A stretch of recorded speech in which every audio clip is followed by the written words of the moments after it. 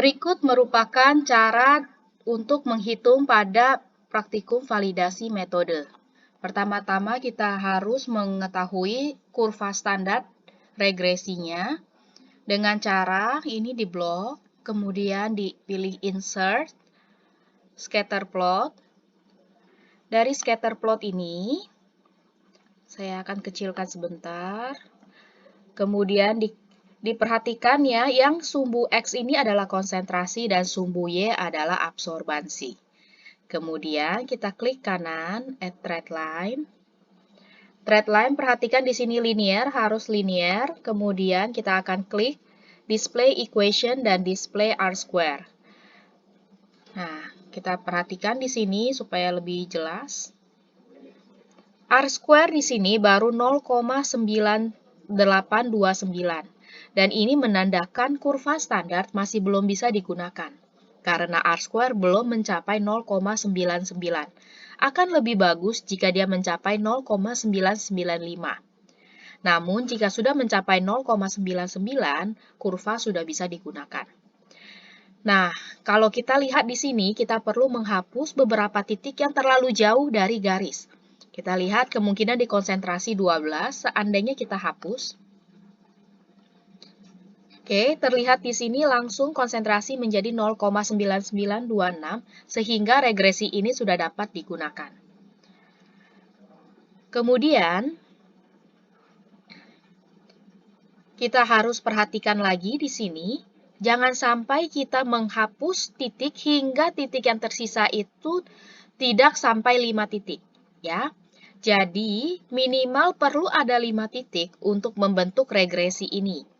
Regresi yang akan kita gunakan untuk perhitungan adalah Y sama dengan 0,0211X ditambah 0,0048. Nah, ini regresi ini akan kita gunakan untuk perhitungan RSD dan recovery, yaitu konsentrasi dari sampel.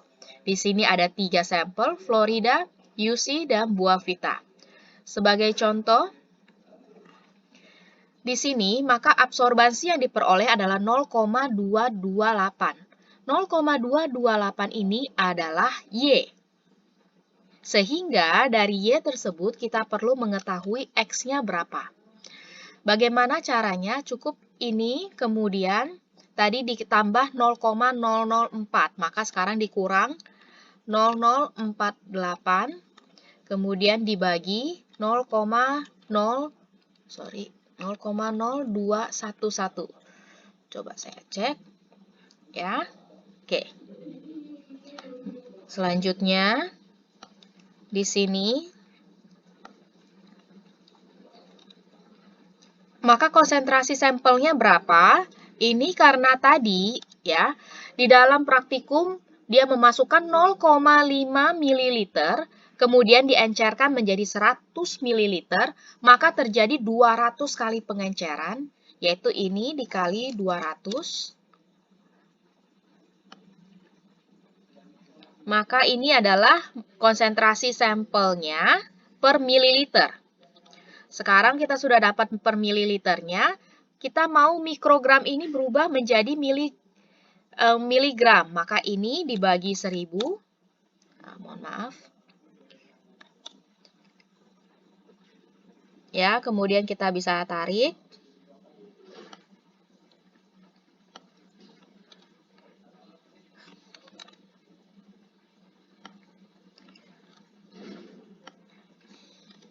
Selanjutnya, perkemasan. Ini adalah konsentrasi sampel per kemasan. Jadi, saya akan memberikan contoh UC100 itu kan 140, berarti dikali 140 ml. Nah, ini adalah hasilnya. Jadi, terdapat 1319 mg vitamin C per kemasan dari UC. Nah, kemudian average-nya kita hitung. Kemudian standar deviasinya. Nah, kita bisa langsung setelah ini menghitung persen RSD-nya. Jadi antara dua ulangan ini seberapa bagus ya jaraknya, seberapa dekat jaraknya atau seberapa jauh jaraknya. dengan cara STDEV, kemudian dibagi dengan average, kemudian dikali 100. Nah, di sini terlihat angkanya adalah 17%. 17% sudah lebih daripada 10%. Artinya sebaiknya Anda mengulang. Nah, tapi karena ini adalah praktikum, maka tidak perlu. Nah, yang paling bagus berapa persen? Paling bagus adalah di bawah 2%. Selanjutnya untuk recovery. Recovery di sini absorbansinya merupakan gabungan absorbansi antara sampel dan standar.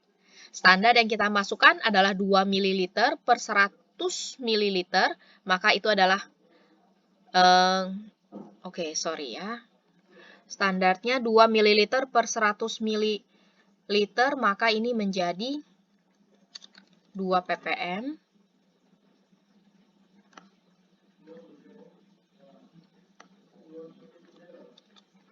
Kemudian di sini standar dan sampelnya kita akan ubah dulu.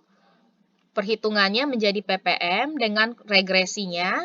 Tadi plus, berarti ini minus 0,0048. Kemudian tutup dibagi dengan 0,0211. Ya, coba saya cek lagi ya, 211 betul ya. Ya, kemudian kita tarik.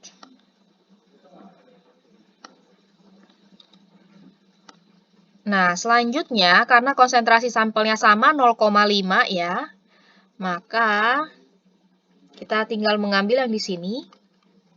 Kemudian di sini kita lepas tapi sebagai sampel. Selanjutnya untuk recovery-nya kita buka kurung. Ini dikurangi dengan ini, tutup kurung dibagi 2. Seperti itu ya. Kemudian dikali 100. Ya, recovery sebaiknya berada di kira-kira 10% di antara 100. Jadi jika recovery-nya terlalu tinggi, ya, maka dianggap tidak bagus. Nah, yang di sini recovery-nya bagus.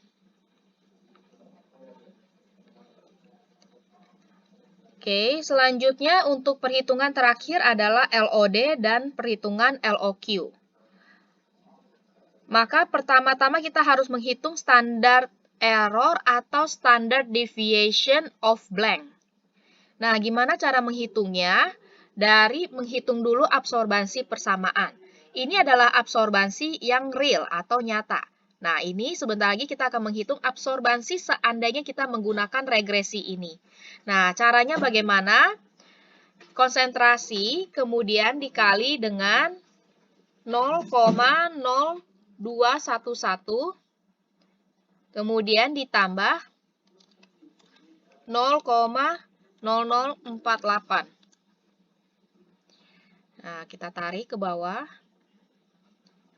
Oke, selanjutnya kita menghitung perbedaan antara kedua persamaan ini, kemudian dikuadratkan.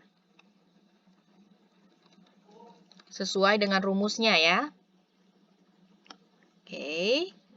Kemudian setelah kita kuadratkan, maka kita hitung jumlahnya. Di sini berarti kita sudah dapat nih angka ini.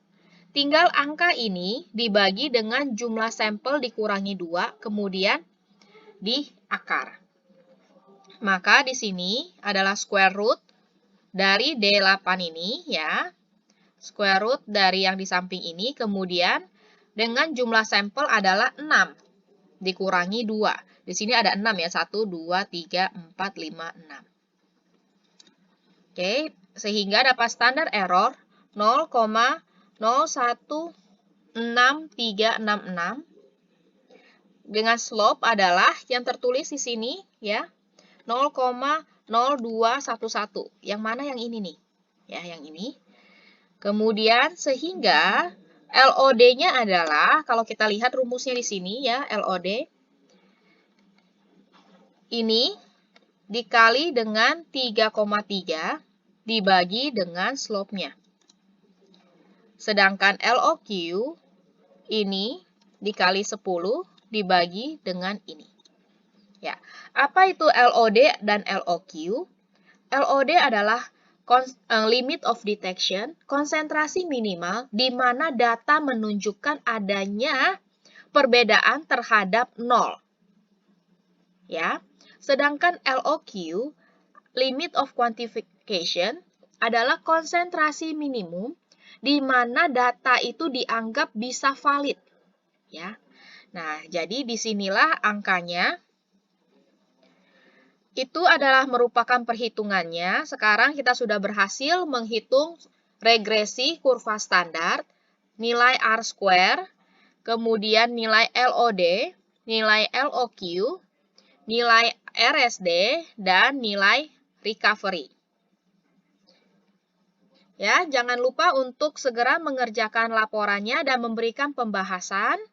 Kenapa kira-kira ya nilai misalnya RSD ini tinggi ya ataupun nilai RSD rendah, konsentrasi kemasan ya, perkemasan apakah sesuai dengan yang diklaim? Hal ini disebabkan karena apa? Dan apakah data recovery untuk metode ini cukup bagus atau tidak? Itu saja, terima kasih.